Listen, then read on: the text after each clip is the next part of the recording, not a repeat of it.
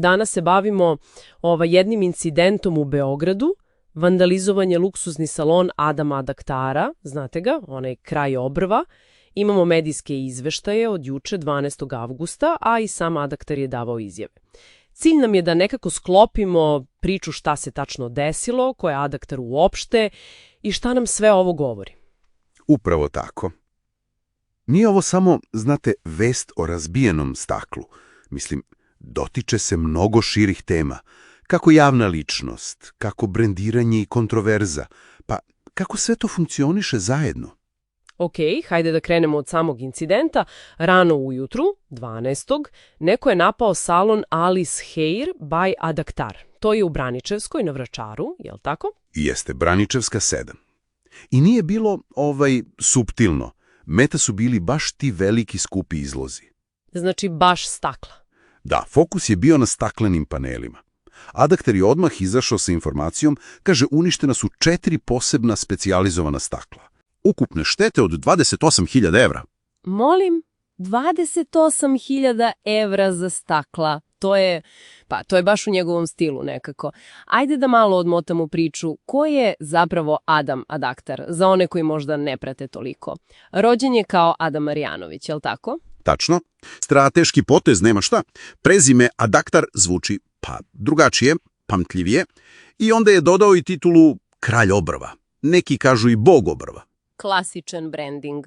Apsolutno. To je školski primjer kako se gradi lični brend. Jedinstven, kontroverzan čak. Cela porodica je postala brend srpski Kardašijani, tako su ih zvali. Imali su i onaj reality, Adaktarovi.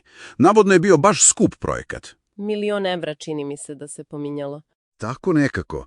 Sve je podređeno tom imidžu luksuz, skupi automobili, satovi, ali i izjave koje baš odjeknu. Kao ona da mu je odlazak u supermarket traumatičan. Da, sećam se toga. I taj, ekstremni luksuz i provokacija izgleda imaju i drugu stranu medalje. Ovo nije prvi incident vezan za njega, zar ne? Bilo je nešto sa stanom. Nije prvi, da. Izgleda da postoji neki obrazac. U novembru 2023. prijavljena je provala u njegov stan, isto na Vračaru. Šta je tada bilo? Pa navodno su odneti baš skupoceni satovi nakit. Tako da, kad imate to upadljivo bogatstvo, plus javnu personu koja ne beži od kontroverziji... Naprotiv, kao da ih traži. Upravo. Bilo kroz priče o surogat majčinstvu, sećate se žena mi je previše zgodna da bi rađala. Ili kupovine onih papuča od skoro 1.000 evra. Klompi, da. Od 110.000 dinara. Eto. To očigledno privlači razne vrste pažnje. I pozitivne i, ove negativne. Od kritike do, kriminala. Neverovatno kako se to prepliče. A kako je on reagovao sada na ovo razbijanje izloga, osim što je odmah rekao cifru od 28.000 evra? Reakcija je bila, očekivano brza i glasna. Odmah je dao izjave medijima, na Instagramu je bio baš oštar. Šta je rekao? Koristio je vrlo direktan rečnik. Nazvao je počinioce ljudima nižeg stepena razvoja. Ali ono što je meni analitički zanimljivo, jeste kako je postavio celu priču. Kako mislite, postavio? Nije samo rekao napadnut sam ja, lično, nego je tvrdio da ovo nije izolovan slučaj.